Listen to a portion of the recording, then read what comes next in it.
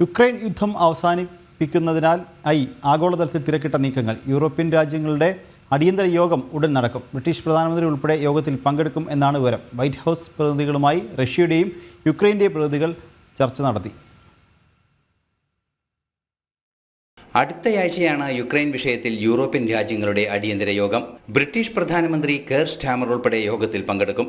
Russia, Ukraine പ്രതിനിധികളും മുതിർന്ന white house പ്രതിനിധികളും ഉൾപ്പെടുന്ന യോഗം സൗദി അറേബ്യയിൽ ഉടൻ നടക്കുകയും ചെയ്യും.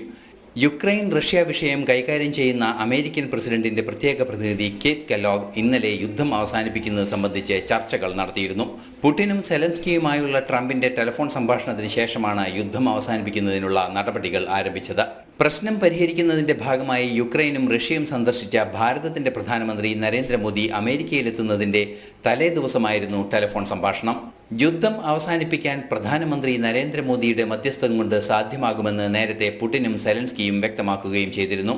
ഇതിനു പിന്നാലെയാണ് തുടർ നീക്കങ്ങളും ആരംഭിച്ചത്. ഫെബ്രുവരി അവസാനം ബ്രിട്ടീഷ് പ്രധാനമന്ത്രി അമേരിക്ക സന്ദർശിക്കുന്നുണ്ട്. യുക്രൈൻ വിഷയം വിശദമായി ചർച്ച ചെയ്യുമെന്നാണ് സൂചന.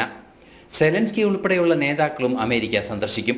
ട്രംപുമായുള്ള കൂടിക്കാഴ്ചയാണ് ഇരു നേതാക്കളുടെയും പ്രധാന സന്ദർശനോദ്ദേശം. യുക്രൈൻ യുദ്ധ സാഹചര്യം സമാപ്തിയിലേക്ക് എത്തുന്നുവെന്ന പ്രതീക്ഷ നൽകുന്ന നീക്കങ്ങളാണ് ലോകരാഷ്ട്രങ്ങൾക്കിടയിൽ ഉണ്ടാകുന്നത്.